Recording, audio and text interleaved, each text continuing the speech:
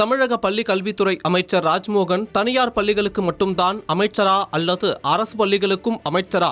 தனியார் பள்ளிகள் மீதான அக்கறையை அரசு பள்ளிகள் மீதும் காட்ட தவறுவது ஏன் என்று நாம் தமிழர் கட்சியின் ஒருங்கிணைப்பாளர் சீமான் கேள்வி எழுப்பியுள்ளார்.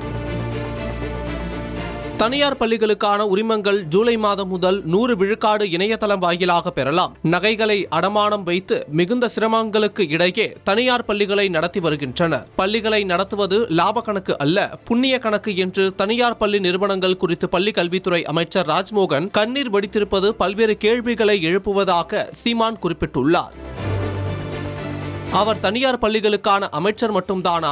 தனியார் பள்ளிகள் உரிமம் பெறுவதில் உள்ள சிக்கல்களையும் ஊழல்களையும் களைய இணையதளம் மூலம் அரசு வேகமாக நடவடிக்கை எடுக்கிறது. அதே வேகத்தை அரசு பள்ளிகளின் உட்கட்டமைப்பை சீரமைப்பதில் ஏன் காட்டவில்லை? தமிழ்நாட்டில் வெறும் 11,890 தனியார் பள்ளிகளில் 53 லட்சம் மாணவர்கள் பயில்கின்றனர். ஆனால் 37,554 அரசு பள்ளிகளில் 52 லட்சம் மாணவர்கள் மட்டுமே பயில்கின்றனர். அரசு பள்ளிகளில் மாணவர் சேர்க்கையை அதிகரிக்க இந்த அரசு எடுத்த நடவடிக்கைகள் என்ன? ஒப்பந்த அடிப்படையில் குறைந்த ஊதியத்தில் பணியாற்றும் 12,000க்கும் மேற்பட்ட ஆசிரியர்களின் பணி நிரந்தர கோரிக்கையை நிறைவேற்றாதது ஏன்? மேலும் காலியாக உள்ள 18,000 ஆசிரியர் பணியிடங்களை நிரப்ப தாவேகா அரசு ஏன் நடவடிக்கை எடுக்கவில்லை? தனியார் பள்ளிகள் பெற்றோர்களிடம் நடத்தும் கட்டண கொள்ளையை தடுத்து ஏழை நடுத்தர மக்களுக்கு உதவ அமைச்சர் எந்த ஒரு உறுதியான நடவடிக்கையும் எடுக்காதது ஏன் என அடுக்கடுக்கான கேள்விகளை எழுப்பியுள்ளார். தனியார் பள்ளி முதலாளிகளுக்காக அரசு உள்ளம் உருகுவது இந்த அரசு ஏழை மக்களுக்கானதா அல்லது தனியார் பள்ளி முதலாளிகளுக்கானதா என்ற ஐயத்தை ஏற்படுத்துகிறது என்று சீமான் சாடியுள்ளார். எனவே அமைச்சர் ராஜ்மோகன் தனியார் பள்ளிகள் மீது காட்டும் அக்கறையில் சிறிதளவாவது